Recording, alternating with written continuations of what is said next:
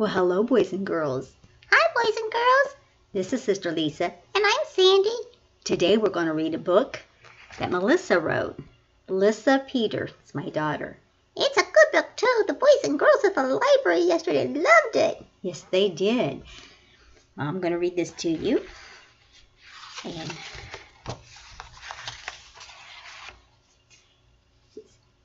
you are beautiful in God's eyes. Love, Lissa.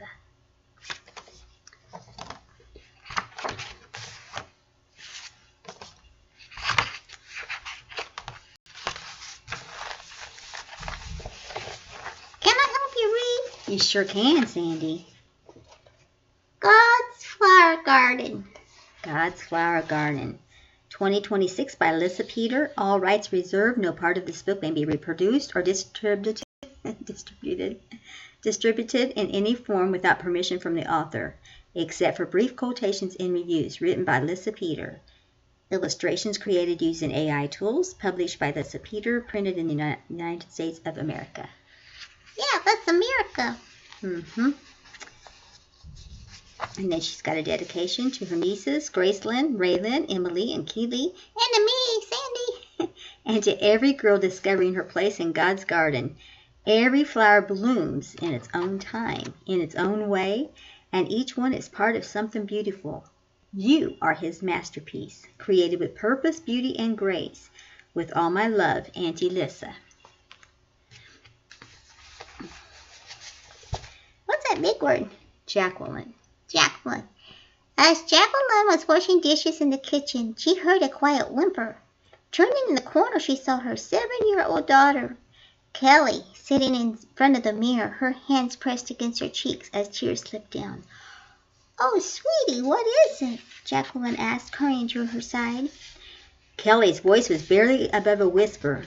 "Why can't I be beautiful like Faith and Hope?" Jacqueline knelt beside her and gently lifted her chin. "What do you mean? You are Kelly. Why would you think otherwise?"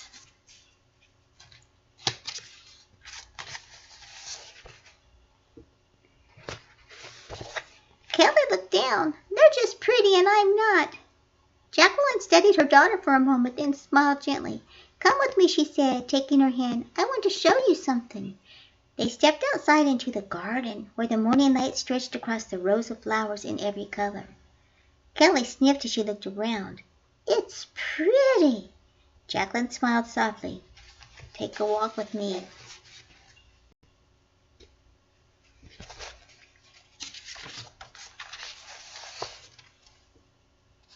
"That is pretty, Sister Lisa." It sure is.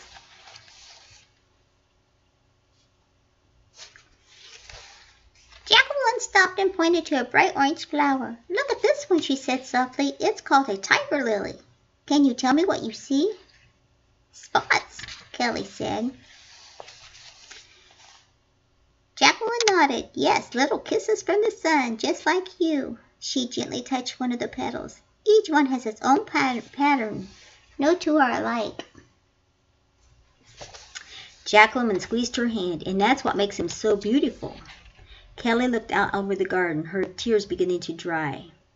"Mom, they're all different," Kelly said softly. Jacqueline smiled. "Yes, and every single one belongs." They walked a little further until they came to a rose bush. Jacqueline pointed to the blooms. "These are roses. They are soft and beautiful, but they also have thorns." Kelly reached out to touch one. "Ouch," Kelly said as she pulled her hand back. Jacqueline gently took her hand. "Are you okay?" Kelly nodded. "It poked me." Jacqueline smiled softly. "Roses are beautiful, but there are thorns." "Yes, even beautiful things sometimes need protection," she looked at Kelly. "Sometimes the things that seem sharp or hard are there for a reason."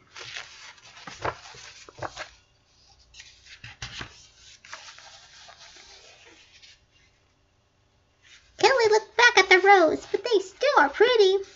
"It is," Jacqueline said. "Sometimes the things that make us different can feel hard, but they are still part of what makes us special." Kelly thought about that and smiled. Nearby, small white daisies swayed in the breeze. "These are daisies," Jacqueline said. "They're simple, but they brighten everything around them." See the daisies at the bottom?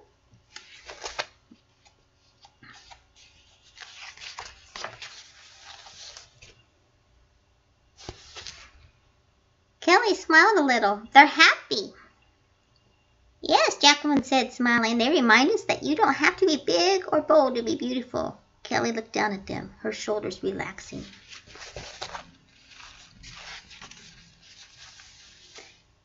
They walked toward the tall sunflowers reaching high into the sky. Wow, Kelly whispered, they are so tall. Jacqueline nodded. They always turn toward the sun. Did you know that, boys and girls? Sunflowers turn to face the sun.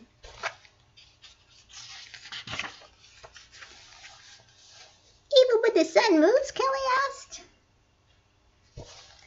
Even then, Jacqueline said as she gently brushed Kelly's hair back, they remind me that we can choose to look toward the light even when things feel dark.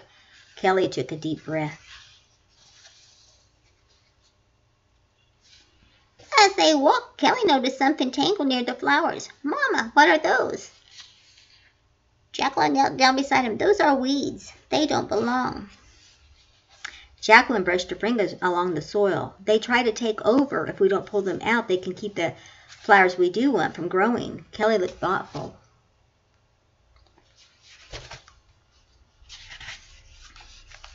Like that thought? She asked quietly. Jacqueline smiled. Yes, sweetheart, just like that. Together they began pulling the weeds.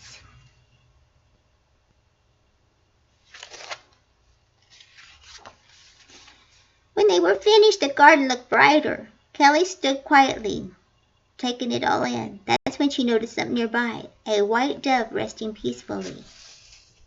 Look up there in that tree. Jacqueline smiled. Sometimes God sends gentle reminders that we are never alone. A big smile spread across Kelly's face. Mama, all the flowers are different and they all belong. They do, Jacqueline said, and that's what makes the garden beautiful. Jacqueline placed a hand over Kelly's heart. And that's what makes you beautiful, too.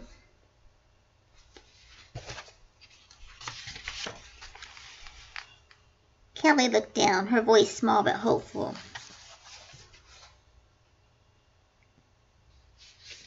Even with all my freckles, she whispered. Especially your freckles, Jacqueline said.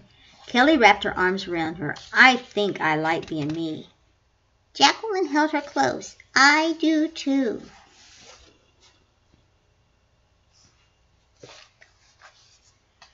Flowers in God's garden, just like the flowers in a garden. God made each of us wonderfully different. Some flowers stand tall and brave. Some grow quietly and gently. Some bloom after waiting a long, long time. And some bring peace wherever they go. There were women in the Bible like this too. That's right. Abigail, who chose peace. Ruth, who chose love. Esther, who chose courage. Mary, who chose trust. And Hannah, who chose hope.